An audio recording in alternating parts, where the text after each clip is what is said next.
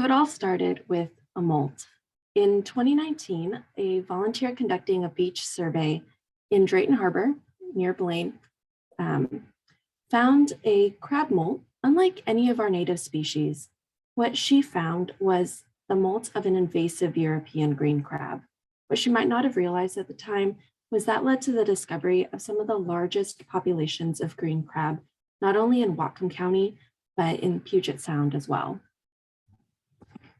And green crabs are considered one of the world's worst invasive species by a lot of scientists and researchers, and there's quite a few reasons that are really applicable to Whatcom County. First, green crabs can absolutely decimate eelgrass beds when they're in really large, dense populations. And considering the cultural and economic and just environmental importance of eelgrass and all the eelgrass beds that are in Whatcom County, this is something that we don't want to have happen. Green crabs can outcompete with native crabs, including our juvenile Dungeness crabs and shore crabs. And so while a Dungie this size is probably not going to have a hard time competing with a green crab, but a young Dungeness is going to have a hard time with competing for food and resources with an adult green crab. And this, again, is really important for our recreational and tribal fishers. And green crabs can lead to declines in clam, mussel, and oyster fisheries. With all of the shellfish industry that we have in Whatcom County, this again is something that we want to keep on our radar. And you might be wondering, well, how did they even get to the Salish Sea? How did they get to Washington to begin with? Well, after getting over to the West Coast in the early 90s, they started migrating up the West Coast and found themselves in Berkeley Sound in 1999. And from there, traveled through the Strait of Juan de Fuca into Sook Basin in 2012. That population in Sook Basin actually prompted the creation of the Washington Sea Grant Crab Team, which is a volunteer-based green crab monitoring program. And so they help to get baseline data across a lot of different sites within the Salish Sea. And that was really perfect timing for them to become established because green crabs continued to travel throughout the Salish Sea and were found in limited incidences in Westcott Bay and Padilla Bay in 2016, and in larger populations at Macaw Reservation and Dungeness Spit in 2017.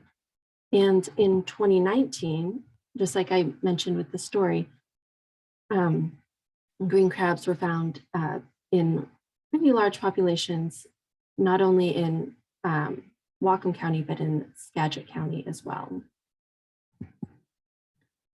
And just diving into Whatcom County a little bit more specifically and giving you some numbers from this past season. And so Whatcom County actually has some pretty high concentrations of green crabs compared to other larger sites in the Salish Sea in Puget Sound. And so green crabs in Whatcom County have been found in Drayton Harbor, Birch Bay, Lummi Sea Pond, and Squalicum Harbor, which is in Bellingham Bay. And before I dive too deep into those numbers, I wanted to give an overview of the different types of trapping efforts we in the green crab world conduct. So the first is that early detection and monitoring that the crab team does. And so that's really, they're collecting that baseline data and just being the first eyes on the ground. And just, they are really looking to find any evidence of green crab. Second type is opportunistic or exploratory or prospecting trapping. And this is what we do a lot in Birch Bay or Squalicum Harbor, areas that might not have really big populations of green crab yet, or areas we might not have ever gone to, just to get an idea of where green crabs are, and just to make sure we're not missing any hotspots of green crab activity in our trapping efforts. And third is dedicated removal. And that's what we do in Drayton Harbor and in Lummi Sea Pond.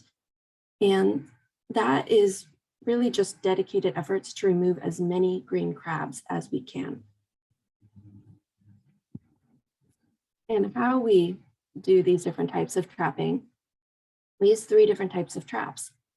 So minnows and fukuis are used for all of those different trapping types, and shrimps are really used predominantly for removal trapping efforts. And we use these different types of traps because they collect slightly different data. So our minnow traps are going to collect really small crabs. So the juvenile green crabs are going to be found in minnows, and we'll find larger crab sizes in fukui and shrimp traps. We can also place shrimp traps in deeper water compared to minnows and fukuis. So diving into the numbers a little bit more. So the site with the fewest crabs caught this year was Birch Bay. And we thankfully only caught 1 crab here at the mouth of Terrell Creek. And we set in 2021, this past season, we set up over 300 traps, caught only 1 green crab, and our catch rate for that, which is really the metric that we use to understand what's happening across our different sites, our catch rate was 0.3. So that means for every 100 traps that we set, we only caught 1/3 of a crab. We'll continue to trap here in Birch Bay just to make sure that we're not missing anything and we're not allowing any large population to take hold. In Squalicum Harbor, we first trapped it this past season and set over 200 traps and caught 6 green crabs. And that was a catch rate of 1.4, which was a little bit higher than our Birch Bay efforts, and something that I think we'll be continuing to look at in the future. This is something that we definitely want to keep our eye on a little bit more. The one issue with Squalicum Harbor is that it's in a very populated area, and it's Bellingham Bay, and we had some issues with people tampering with our traps and actually stole a couple traps on one of the occasions that we trapped. So with Squalicum Harbor and Bellingham Bay in general, we're really going to have to improve our outreach efforts just to make sure people realize that what we're doing it's good. It's meant to be removing an invasive and to hopefully reduce the number of people tampering with any of the traps. And Drayton Harbor, this is where we do a lot of removal efforts, and the removal efforts have been working actually. So we started really intense removal efforts in 2020 and captured 253 green crabs. And so that was almost 8 crabs for every 100 traps that we set. This past season, we set over 5,000 traps and caught 146 green crabs, and which is about 3 crabs for every 100 traps that were set. And so that to us is really showing how these dedicated efforts can help to reduce these larger populations. And I wanted to get into those the efforts just a little bit more in depth for you. So this is Drayton Harbor, and the yellow dots are sites that we consider hotspots of green crab activity. And this is where we have put in just our really dedicated removal efforts on those areas. So our efforts are really consistent, frequent trapping. And just to break that down a little bit more. So at the Pillars site, which is right next to the Blaine Marina, this past season, we used both minnow fukui traps, and in September and October, we used shrimp traps. So in total, we caught 30 crabs from just that site alone, but the shrimp traps were very effective for us there. The minnows and fukuis with a catch rate of 1.6 still was pretty good. Dakota Creek is actually the biggest hotspot of all of our hotspots in Drayton Harbor. And we ended up capturing a total of 83 crabs from the mouth of Dakota Creek alone. And shrimp traps, again, were very, very effective. in Dakota Creek, and we'll continue to be using those in this upcoming season as well. And finally, California Creek, we only captured 10, and this is actually the same site where a crab team does their work as well. And again, that shrimp trap has really worked well for us in this past season. And I think that's something going forward that we'll continue to use all 3 different trap types, because they obviously all seem to work, but really integrate the shrimp traps a lot more into our work for the entirety of the season. And with that, I wanted to pass it over to Bobby to talk about the efforts that Lummi Natural Resources is doing in Lummi Bay. Thanks, Allie. Again, I'm Bobby Bazell. I'm the green crab biologist with Lummi Natural Resources. And since last summer, I have been leading the trapping program on Lummi Reservation tidelands. So I'll give you a little background. The Lummi Reservation is just south of Drayton Harbor and Birch Bay, where partner efforts have been going on, as Allie just talked about. On the Lummi Reservation, it's characterized by expansive tidelands, their waterways, and there's around 11,000 acres of nearshore habitat, which includes salt marshes along the shoreline. And this provides ample habitat for European green crab. Lummi Bay is just to the north of Lummi Peninsula, which is that long, elongated piece of land on the right-hand side map. And so Lummi Bay is just to the north, and then to the south is Bellingham Bay, which also contains the Nooksack River estuary. Within Lummi Bay, there is the Lummi Sea Pond, which you can see an outline of it in the middle of Lummi Bay. And this is a 750-acre man-made aquaculture pond that was built in the 1970s. And its purpose was originally for shellfish aquaculture and salmon. Next.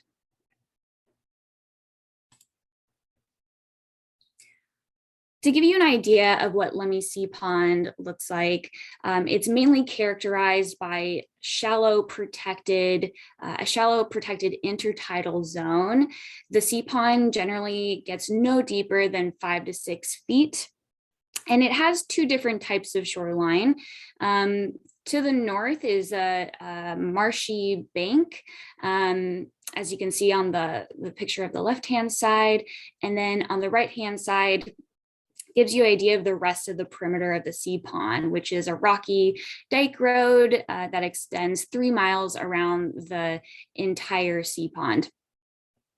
During extreme low tides or heightened or warmer air temperatures, some of that shoreline will become more exposed, but due to tide gates to the north and south of the sea pond, the water level stays fairly consistent inside the sea pond throughout the entire year. Next. Trapping effort for the Lummi Reservation began in 2019, and this is when there was the first detection, as Allie mentioned, in Lummi Bay. There were a multitude of different sites tested and explored during 2019 in October and November of that year, which included Lummi Bay, up the branches of the Lummi River, as well as Portage Bay, which is not pictured here clearly, but is just south of the Lummi Peninsula. As I said, several different spots tested, but only 2 of those locations contained green crab, which included Sandy Point Heights to the north, which is that northernmost red point. At this location is a tide gate, which is between Lummi Bay and that branch of the Lummi River, and green crab were captured on the bay side of that tide gate. Now, further to the south in Lummi Sea Pond is where the majority of crab were captured in 2019. A total of 64 were captured between the two sites, but 41 of those were removed from Lummi Sea Pond. This led to the tribe pushing for a resolution that allowed a massive response from Lummi Natural Resource staff to pursue removal efforts, as well as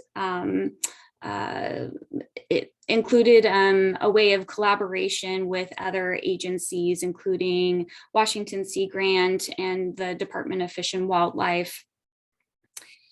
The following year, with the push for more removal effort, nearly 2,500 green crab were removed from Lummi Sea Pond alone in 2020.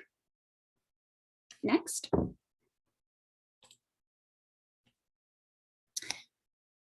In 2021, almost all of Lummi Natural Resource staff allocated trapping effort into Lummi Sea Pond. There was limited staffing for the first several months of last year. But in July, there was a designated green crab team that was hired, including myself, a biologist, and 2 technicians. There was also occasional help with staff from Fish and Wildlife before that point. Now, when we were hired, we started readying the shrimp traps that Ali talked about earlier, and we started adding those into the sea pond. We started with about 40 to 50 of them between July and August. And it was during this time where we saw heightened catch rates in the Fukui and minnow traps. So not only were the shrimp traps effective right off the get-go, but we were also seeing increased catch rates in the traps that have been routinely used in the past. So in response to these heightened catch rates, by September, we had, along with more than 170 shrimp traps in the sea pond. We also had 5 to 6 staff from Fish and Wildlife, Washington Sea Grant, and Northwest Streets Commission, which includes Ali as part of that team. And so as we pushed for more effort, obviously there was more crab that were being captured, but what was even more significant was the increase in those catch rates among all of the trap types. Especially for our shrimp traps. As the year continued on, effort did subside a little bit because of limited staffing, but overall our catch rates remained pretty high for a few months there. Next. Here is a table of the trapping effort over the last 3 years for Lummi Reservation tidelands, and specifically the Lummi Sea Pond. If there was anything that we've learned in this past year, is that Lummi Sea Pond has been the perfect incubator. It was designed as a nursery habitat. So it does make sense that we've seen exponential growth in green crab populations. Here for the Fukui and minnow traps is a table of captures over the years to give you side-by-side comparison. In 2019, you can see we had the 41 captures that changed to in 2020 to nearly 2,500 green crab with slightly higher catch rates. But not the most clear distinction there, only because, but excuse me, when you look at them peak mean weekly, that's when we start to see that jump in catch rates. In 2021, more than 15,000 green crab had been captured in just the Fukuis and minnows alone. Now, I've sussed out the shrimp trap data because this is where we caught the bulk of our green crab, more than 70,000 green crab, which brought our total over 85,000 green crab total for 2021. Heightened effort, but then our peak mean weekly catch rate was at 1,800. So more than 1,800 green crab per 100 trap sets. Next. Bobby, forgive me. We've got about 3 minutes or so to wrap up, and then 5 minutes for questions. Sounds good. Next steps for Lummi Natural Resources, we have a 2-tiered plan. One is building trapping capacity. So for the short term, we're trying to just remove as many crab as we can, as fast as we can. That'll be done with buying more traps. See in this left-hand picture is our green crab headquarters with lots of traps that are being readied for use in the sea pond. We plan to contract Lummi fishers to work specifically in the sea pond to help us remove these green crab.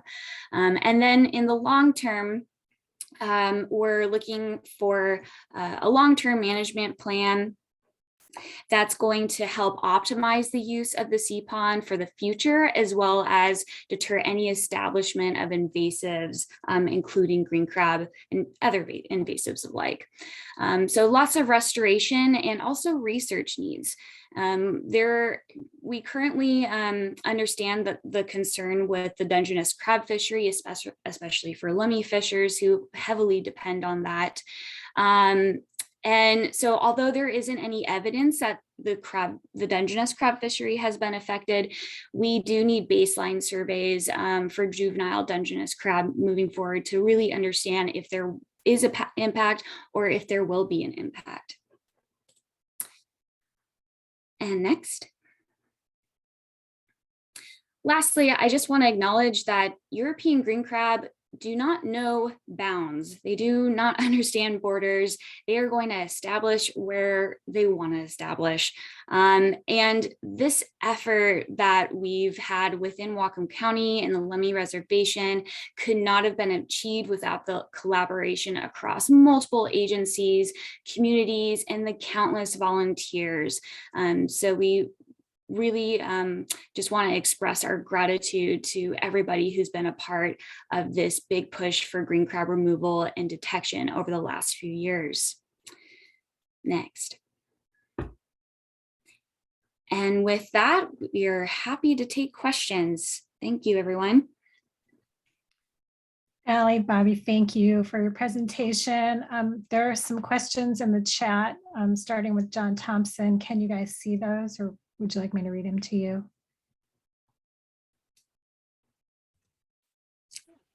Allie, you want to take this first question? Yeah.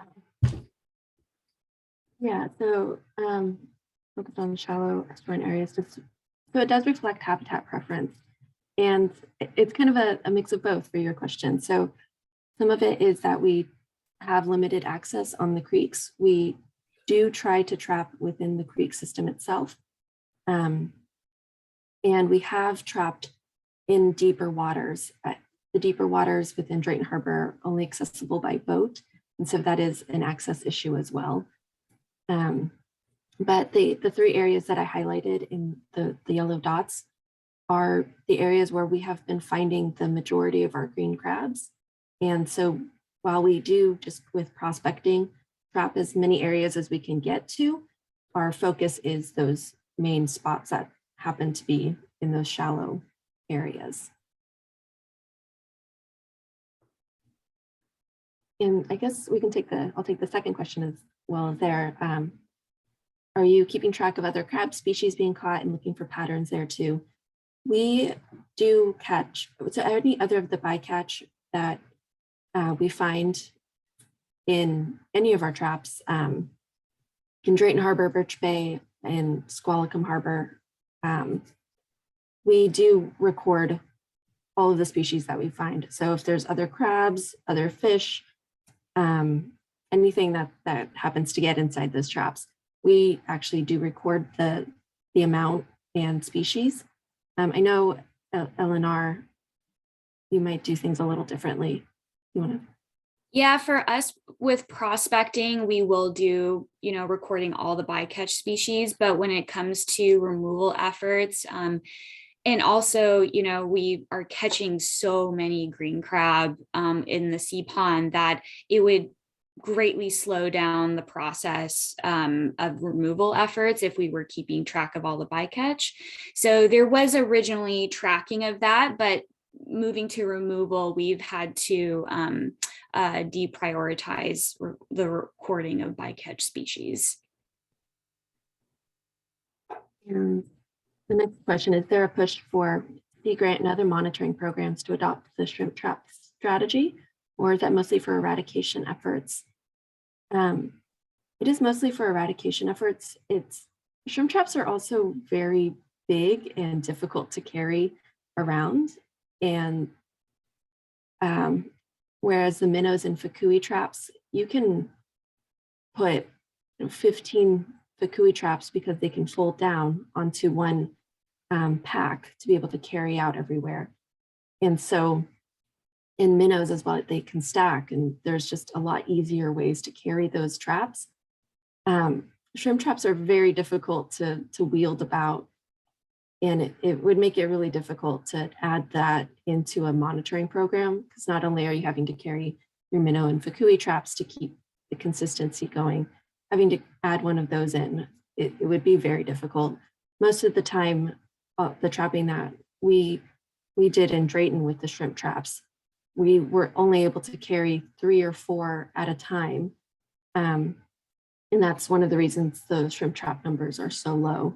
I know at LNR, you're using shrimp traps a lot, but they get left out. Yeah, we have a semi-permanent array and transects of shrimp traps that remain in the sea pond full time. They really only come out for some repair or just getting moved around to other parts of the pond. I'm going to jump in there and thank both of our speakers for their time and everyone for listening and their questions. And it is 9:59, so I'm going to end our session here. Thank you again, Al.